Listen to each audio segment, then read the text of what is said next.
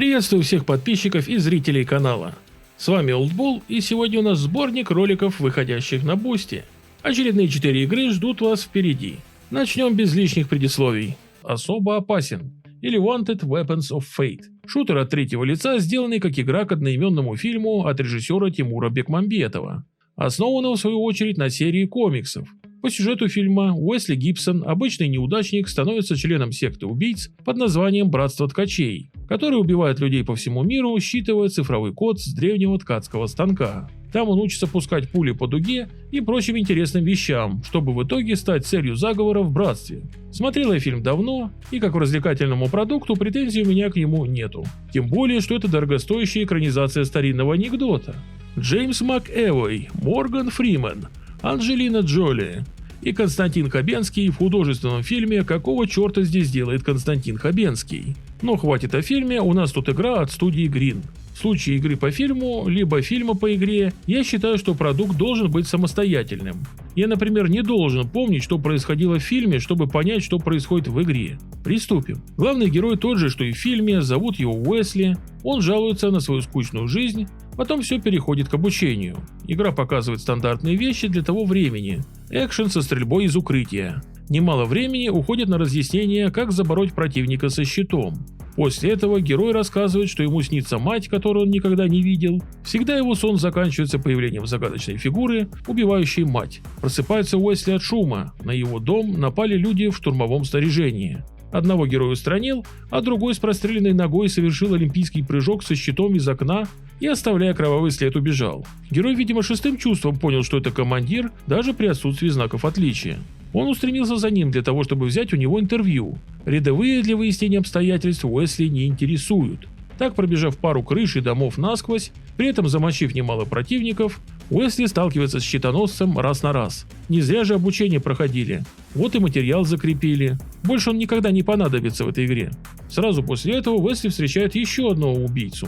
А потом и Пикварски, который представился другом покойного отца. Он рассказал, что женщина-убийца – это Аранья из Барселонского братства. Еще он рассказал, что станок выдал имя Уэсли, и теперь на него идет охота. Ну как, все понятно без сюжета фильма. Настало время вспомнить, как стрелять пулями по параболической траектории. А это значит очередное обучение, после которого игрок берет под управлением папашу Уэсли. Какой-то бессмертный ищет его и мать Уэсли.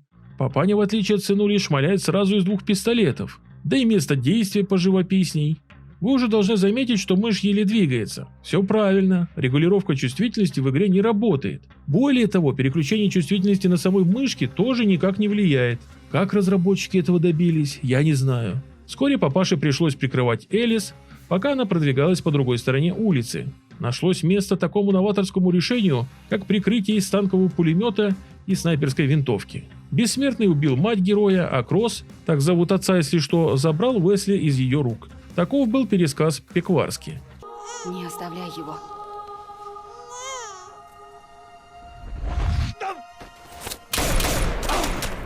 Уэсли возвращается к месту действия, где стоял станок. Тут игра подкидывает первое QTE.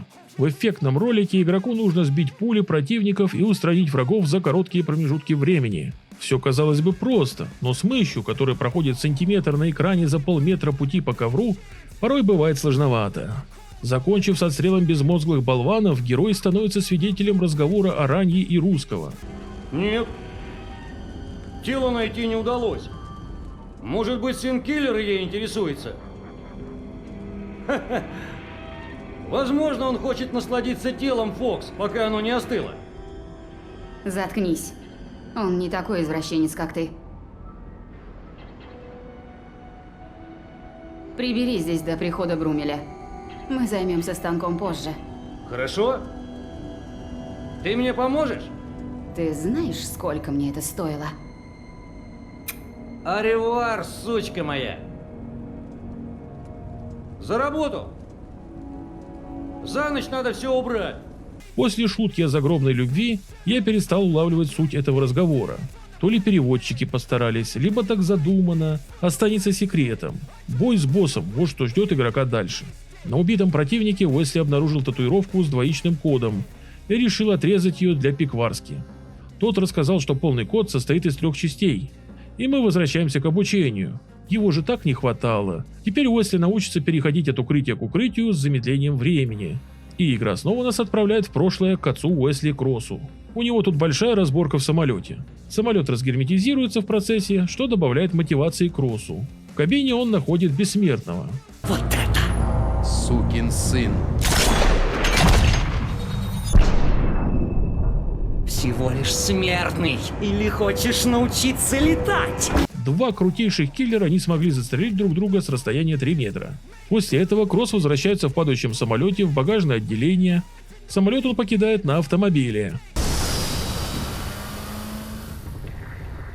Да. Пикварский передает именные пули Уэсли Брумелю в Чикаго. Засада не удалась, так что пришлось по старинке пробиваться через толпы противников. Брумель исполнил роль босса.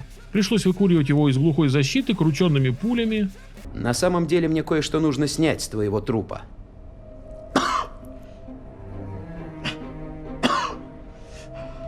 Ах, вот что. Что ж ты раньше не сказал? Бери!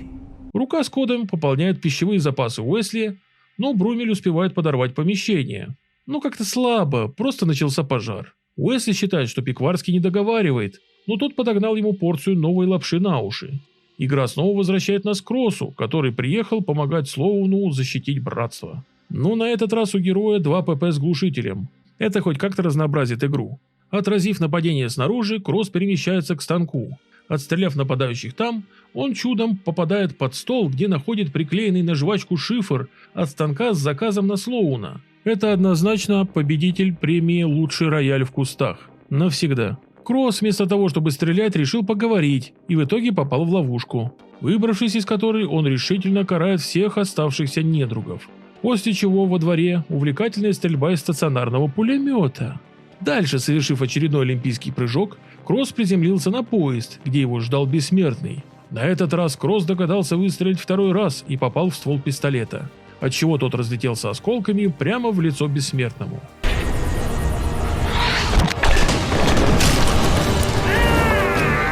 Всего лишь смертный. Уэсли не понимает, почему отец ему ничего не оставил. Пикварский отдал свиток и сказал, что он приведет его к могиле отца. События перемещаются в Пиренеи. Первым делом нужно пережить засаду на канатной дороге.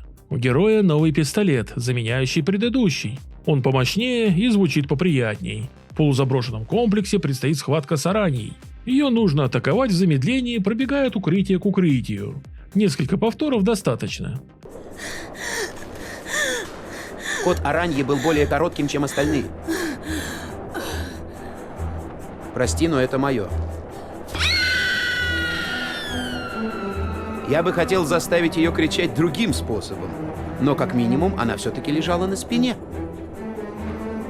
Уэсли следует к захоронениям убийц братства. После смерти охраны Уэсли находит могилу отца. Он говорит, что считает, что бессмертный жив и, забрав стволы отца, отправляется на выход. Стволы отца – это отдельный разговор. Почему нельзя взять реально существующее оружие? Для экономии времени на модель обычного пистолета просто дорисовали ее же перевернутый магазин спереди. Стандартный тоже на месте. Как это должно работать? Это что и зачем? Ладно, хватит лирики, герой отправляется разобраться с бессмертным в какой-то церкви. И вот к концу игры у героя появился выбор из 2 стволов. Пистолета и 2 по сути ПП. А по факту неведомых науке экземпляров. Тут игроку предстоит применять весь небогатый арсенал уловок для продвижения вперед. Несколько раз придется повторить игру «Доберись до снайпера». Самому немного пострелять из снайперской винтовки, после чего разборки переходят в катакомбы. Появляются чуваки, которые уворачиваются от пуль так, что даже Нео позавидует. Таких проще добежать и прирезать. Катакомбы приводят Уэсли в собор, где тоже сидит небольшая армия. Ну а под финал придется залезть на колокольню. Там новая версия событий прошлого от Бессмертного. Сон всегда заканчивается одинаково.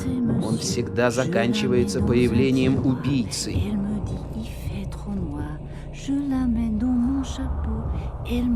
Не этого мне хотелось для нас. Мы должны соблюсти кодекс. Посмотри на него, Кросс. За него можно умереть. За него можно убить.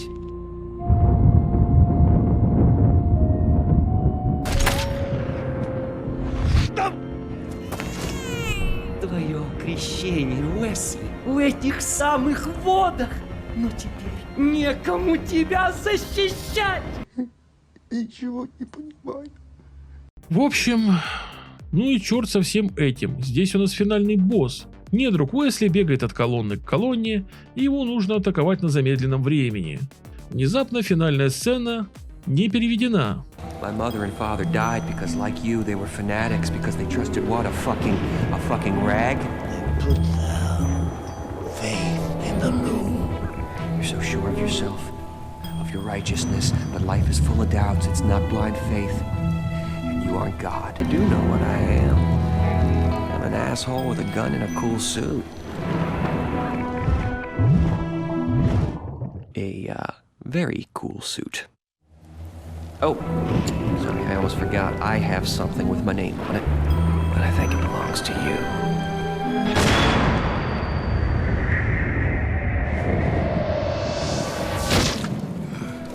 Обоссать финального босса? Серьезно? То есть всех убить, а последнего не мочить? Ну, точнее, мочить, но не в том смысле. Ладно. В целом в игре неплохая картинка. И сами перестрелки стандартны для своего времени. Музыка перешла из фильма и поэтому весьма неплоха. Но вот однообразие контента не радует. Почему бы не сделать больше оружия? Сюжет просто нарезан и перемешан до полной непонятности. События из прошлого, обучение, события текущего времени, события из жизни отца. Все это перемешано в смесь из полусвязанных событий, которые могут взорвать ваш мозг. Особенно, если вы не знакомы с фильмом или забыли его полностью. Если убрать все заставки, самой игры останется на пару часов.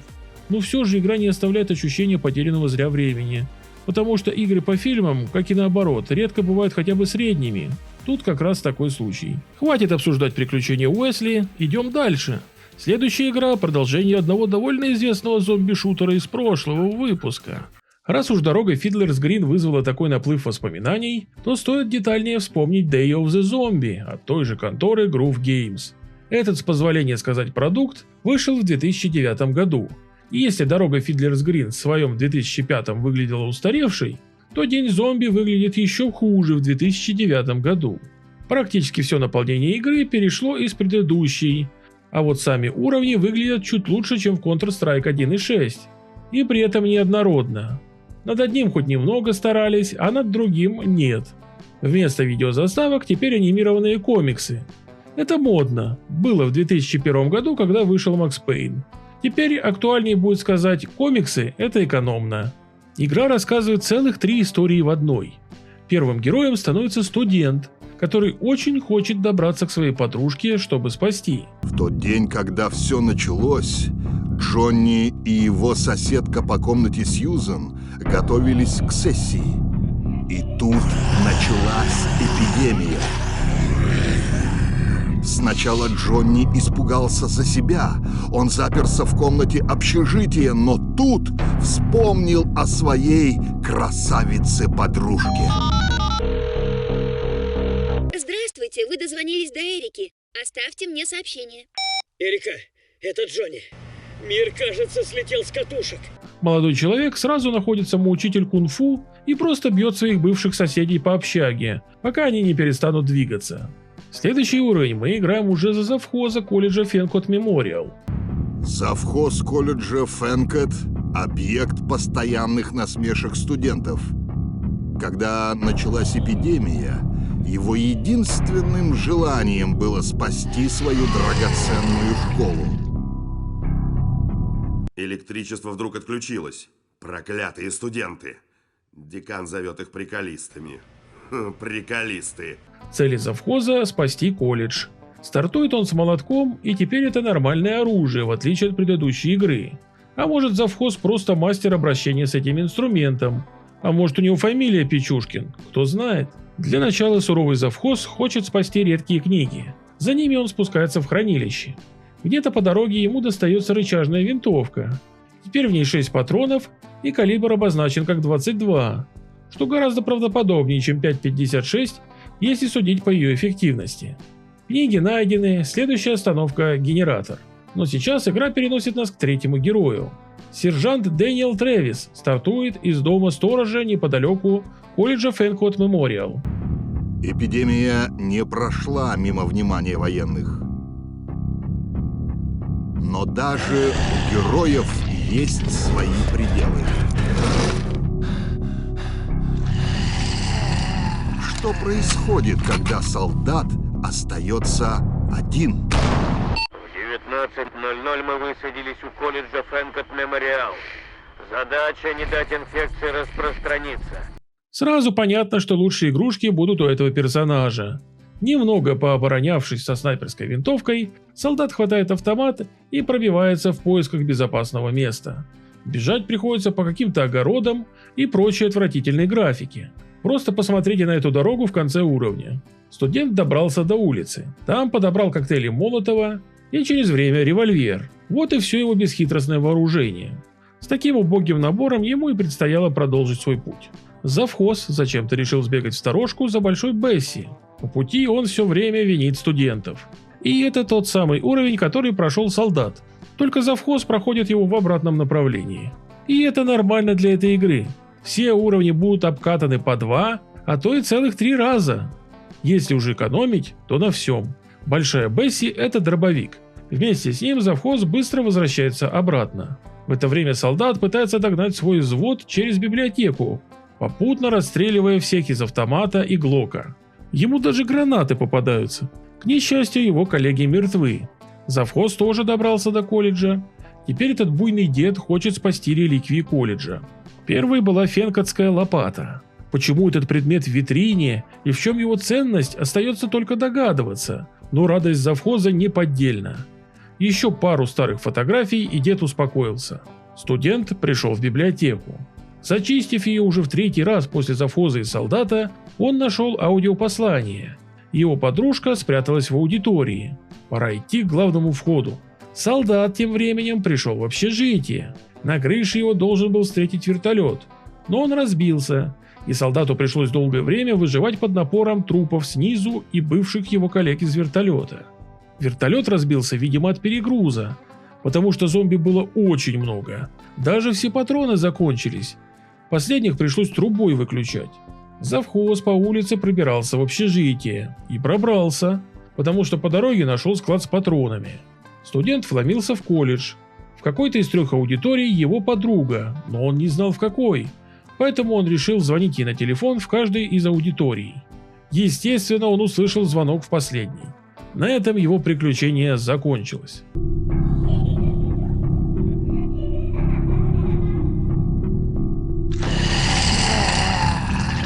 К сожалению, не у каждой истории счастливый конец. Солдат вышел на улицу и выдвинулся в сторону порта, чтобы свалить по воде. Несколько раз за уровень пришлось пострелять из любезно расставленных стационарных пулеметов. Завхоз решил спасти общежитие от пожара. Почистив все этажи и выключив противопожарную сигнализацию, дед обезопасил все здание. И на этом его история заканчивается. В конце некоторых историй нас ждет победа. Или так только кажется. Солдат уже остался последний бросок. В порту он борется с закрытыми дверями и ордами мертвецов, чтобы в итоге свалить на катере.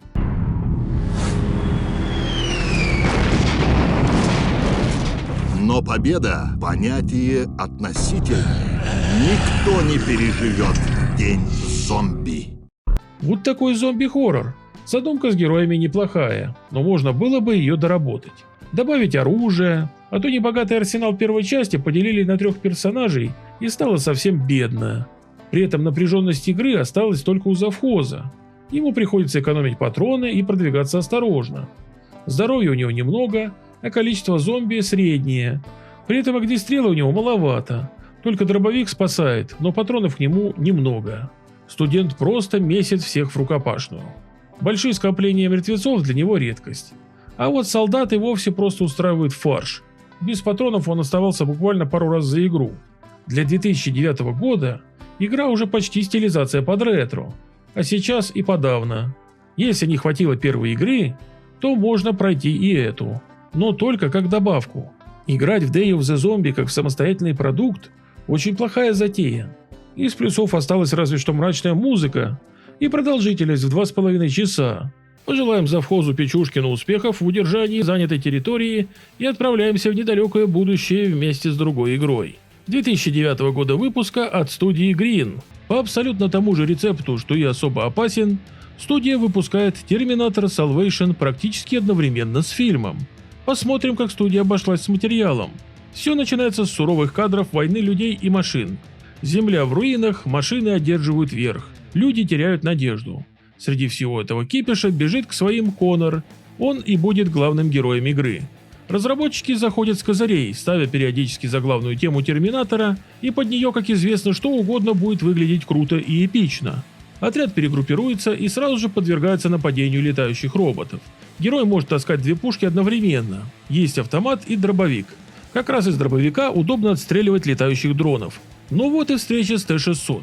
Тут ни герой, ни его напарники без укрытия долго прожить не в состоянии. Кожаные мешки успешно сваливают от Т-600, но на крыше на них нападает Хантер-киллер. Сбивать это, конечно, будет Коннор из надежного советского РПГ.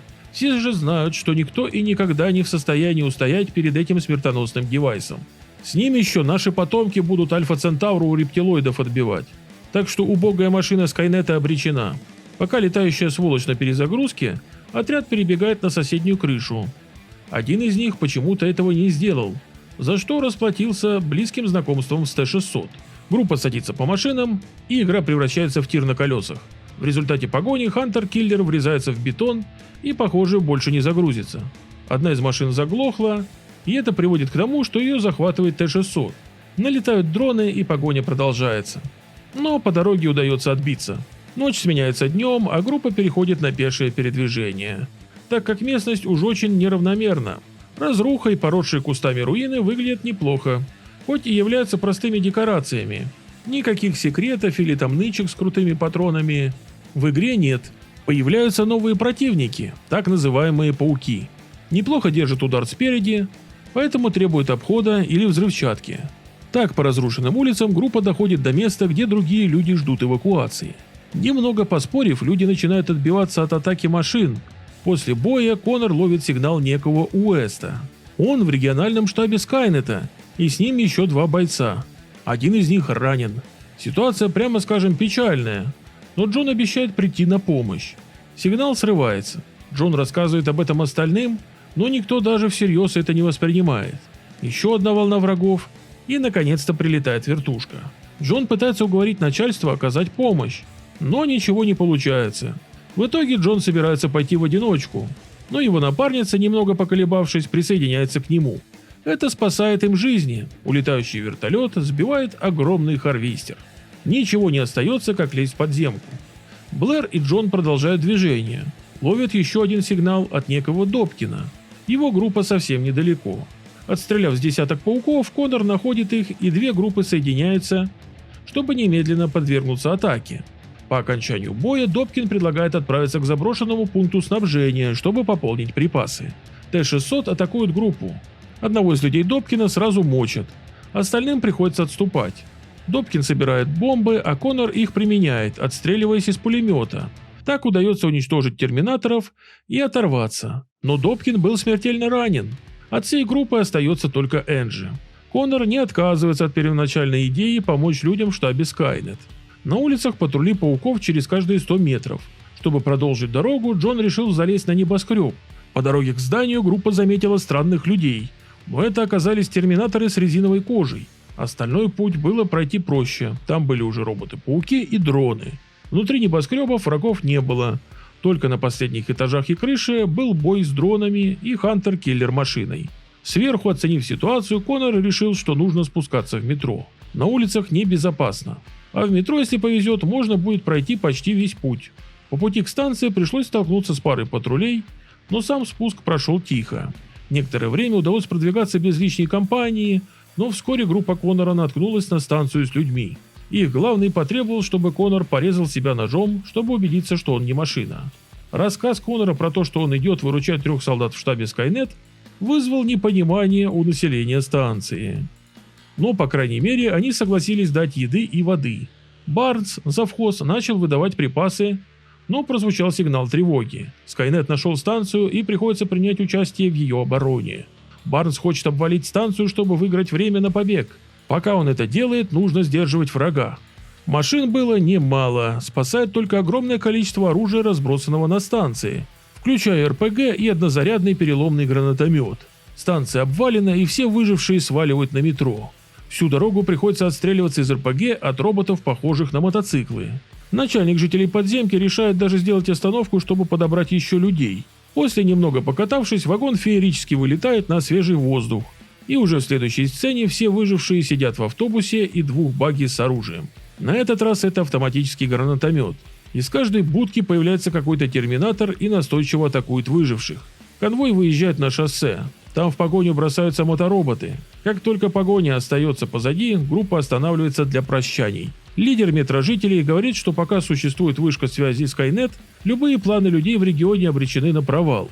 Тогда Коннор решил пойти сначала туда. К нему примкнула только его напарница, но немного помешков, Энджи и Барнс присоединяются к Джону. Просто прятаться им уже давно надоело, если умирать, то за дело. На этом группы разошлись. Группа Коннора подверглась атаке еще на подходе. В основном роботы с резиновой кожей. Но остальное тоже попадалось под руку. Наверху холма располагается комплекс связи. Джон уверен, что тут еще и архивы. Поэтому это место нужно не просто отключить, а уничтожить. До того, как началась серьезная заварушка, Джон решил забрать одно из хранилищ данных. Оно может пригодиться. Как только он закончил, машины полезли отовсюду. Барнс принялся минировать здание. Остальные сдерживали врагов. Когда сапер-самоучка все закончил, настало время валить. Энджи решила пожертвовать собой. Controls. I'll do it! Angie, no! Connor, I have faith in you. Angie. Коннор немного расстроился, но без радиовышки до него вновь дошел сигнал из штаба Скайнета. Люди все еще живы, и Джон продолжил операцию по их спасению. Очень удобно рядом стоял Т-1, которого Коннор решил привести в порядок, чтобы немного погромить базу противника. Попутно он связался с штабом сопротивления и пообещал, что вырубит систему ПВО Skynet, и тогда авиация сможет уничтожить региональный штаб машин.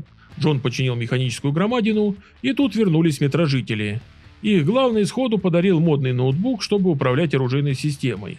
Когда они увидели подрыв вышки связи, то решили, что Коннор может, умеет и практикует, и следует присоединиться к такому замечательному лидеру.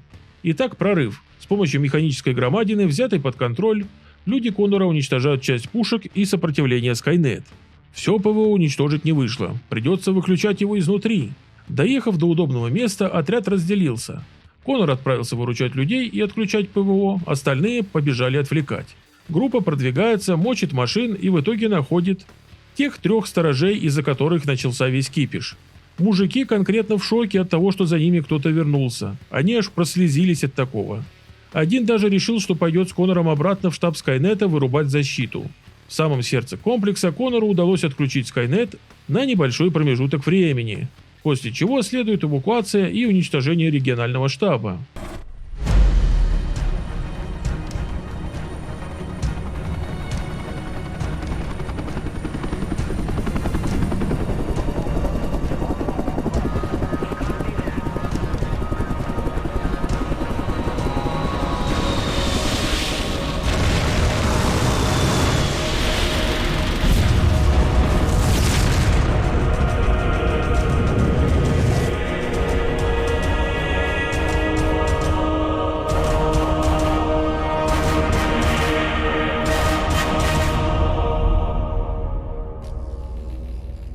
После этого идет концовка, в которой Коннор рассказывает, что важно спасать людей независимо от их количества.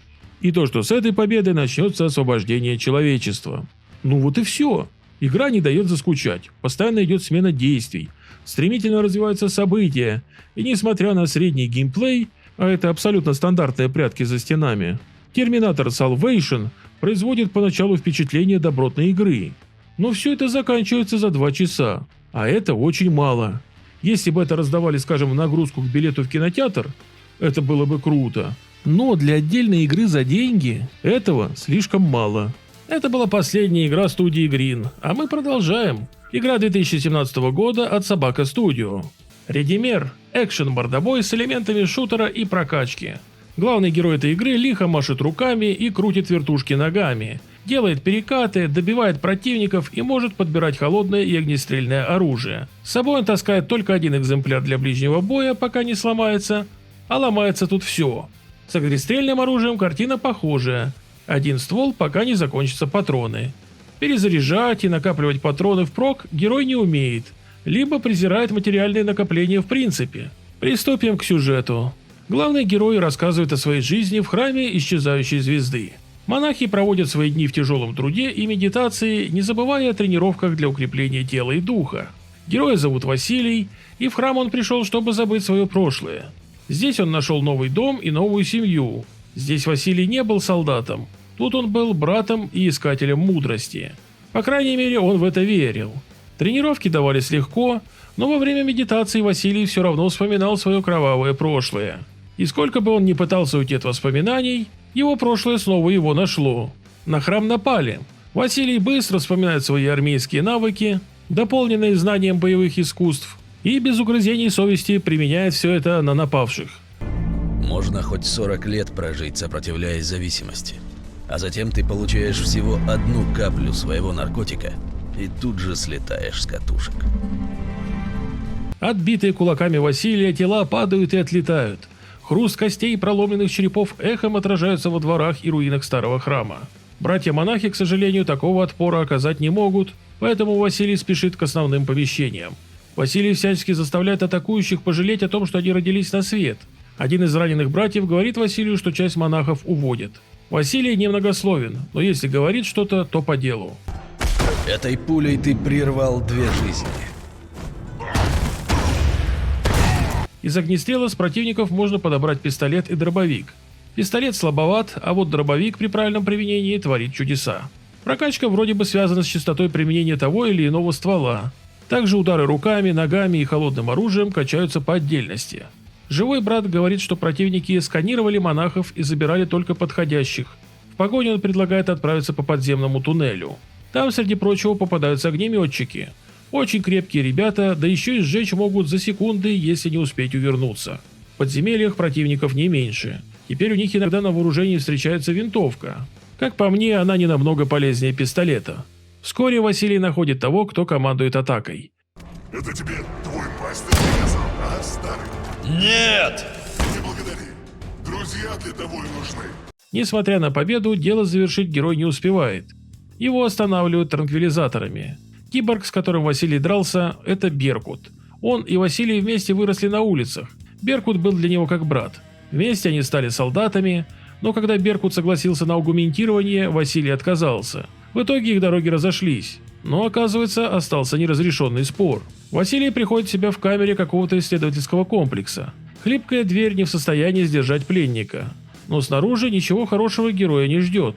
Весь комплекс кишит самыми разными мутантами. Кое-где еще держат оборону солдаты, сдерживающие их напор. Василий продолжил продвигаться, особо не понимая, что происходит. Но в лифте с ним решил поговорить биоинженер Федор, автор всех этих тварей.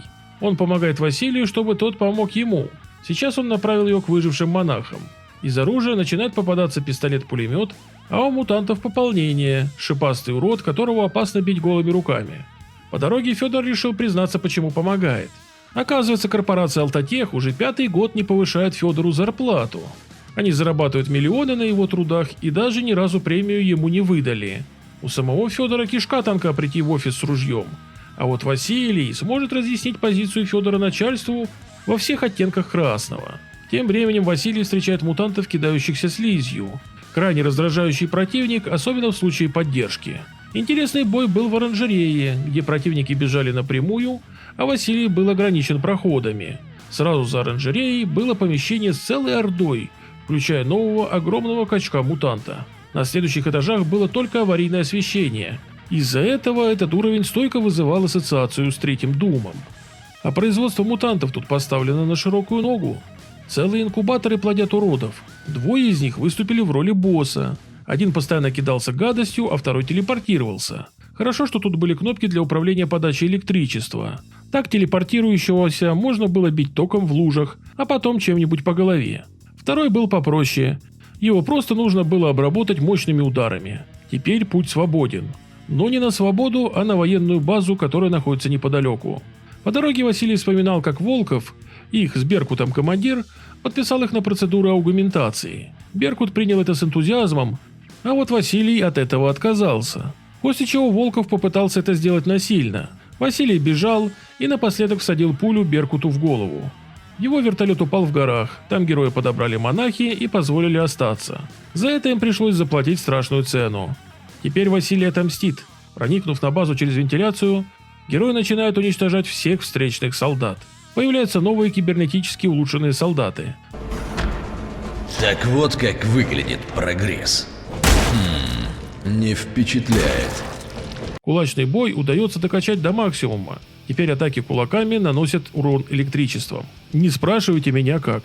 После вентиляции и подсобных помещений Василий попадает на какие-то склады. Тут враги периодически носят последний вид дальнобойного оружия – плазмоган. И вот помещение, где должны быть братья-монахи. Они там есть. Только это напичканы электроникой и механикой киборги, в которых тела монахов – это всего лишь запчасти. Василий считает, что Федор его обманул, на что Федор ответил, что скрыл правду, чтобы Василий не передумал идти до конца. В помещении за ангаром он предложил встретиться вживую. Здоровяки со щитами вступают в бой. Пройдя по конвейеру и спустившись через вентиляцию вниз, герой попадает в помещение с названием «Гипоцентр». Оно состоит из рядов одинаковых комнат, у которых периодически отъезжают стены, постоянно меняя проходы. Ну и конечно же сюда набегает орда противников. После прокачки ударов ногой, вертушки Василия распространяют волны огня. Когда противники заканчиваются, на связь выходит Волков. Слушай сюда, ты, говна кусок. Что сделано, то сделано. Твоих друзей не вернуть. Я готов простить тебя и отпустить. В этот раз навсегда. Сначала нам нужно кое-что обсудить. Ни хера нам не нужно. Ты уходишь всегда же. Вася, брат, ты знаешь, что твоя пуля все еще у меня в башке? Вот уже 20 лет как. Напоминание о том, что я так и не обнял тебя на прощание. Это была последняя встреча с Беркутом. В ангаре много транспорта, готового к полету. За ним в помещениях дожидался Федор. А мои братья? Я уже иду за ними. К счастью, их камеры больше никто не охраняет. Все силы были брошены на защиту Волкова. Если ты меня обманешь и не освободишь их, я тебя из-под земли достану. Не волнуйся. А ты передай Волкову, что Федор Сахаров здесь больше не работает. Не успел ученый свалить, как в помещение набилась толпа противников. После победы Василий наконец оказался лицом к лицу с Волковым. Однако, Василий, ты прошел сквозь моих людей, как бензопила. Даже Беркут не справился. А ведь вы вместе начинали. Я дал ему все, чтобы стать лучшим. Но ты все равно отхуярил его, как жалкого бомжа. Скажи мне, умоляю, ведь тебе же понравилось снова своими руками убивать и разрушать. Я делал то, что было нужно. Перед боем пришлось вырубить защитную систему справа и слева, после чего постоянно прибегали монахи-киборги. После смерти от них оставалось что-то, что можно было бросить в силовое поле, и пока оно отключалось на несколько секунд, можно было дать Волкову пару пинков. Чуть не забыл. Сахаров просил передать, что именно он помог мне добраться до тебя. Какой нахуй Сахаров? Федор Сахаров? Глава биоинженерного отдела? Я умираю.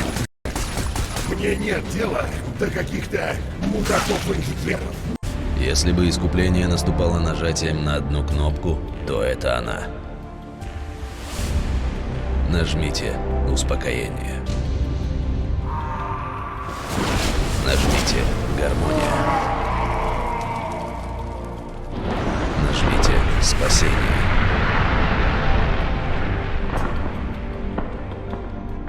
Нажмите «Просветление». Оставляя взрывы за спиной, меня не покидает мысль. После того, как это все закончится, после того, как братья будут спасены, а остатки моего прошлого сгорят дотла. Ведь это должно помочь медитации. Тысячное утро покоя. Счетчик пошел. Вот такой сюжет. Как и вся игра, оставляет ощущение, как от просмотра старого трэшового боевика категории «Б». Боевые искусства, монахи, киборги, старые враги из прошлого, от которого не уйти. Все как по рецепту. 4-5 часов мордобоя, стрельбы и добиваний – вот что такое редимер. Любителям жанра смело рекомендую. В качестве небольшого бонуса игра от Skirmish Mod Games с названием War Pips. Это быстрая стратегия с элементами Tower Defense. Бои происходят всегда 1 на 1. Ваша база стоит напротив базы противника. Игрок может только выбрать, на какой из имеющихся в доступе юнитов потратить имеющиеся на данный момент средства. Но еще можно увеличить количество армии и поднять качество юнитов до 2 либо 3 уровня, что в свою очередь отразится на качестве и возможности войск. Ресурсы в виде денег получаются за устранение противников и установку некоторых строений. Еще немаловажным ресурсом являются медали, которые тоже получаются за устранение противников. Вот как раз за них можно и прокачать юниты или расширить армию. Поначалу все вроде бы легко, но возрастающая сложность заставляет думать, что брать в состав своей команды, чтобы не проиграть компьютеру. Можно не учесть некоторых нюансов и особенностей и в итоге проиграть. Брать разнообразные карточки на все случаи жизни тоже не стоит. Они выигрываются в боях и необходимы для дальнейших матчей. Если брать их сразу и помногу, то в конце концов они закончатся. Упустить что-то довольно легко. Например, вы набрали одной пехоты, а у противника есть грузовичок с пулеметом, который пустит ее всю в расход. Юниты можно также докупать и апгрейдить в перерывах между боями.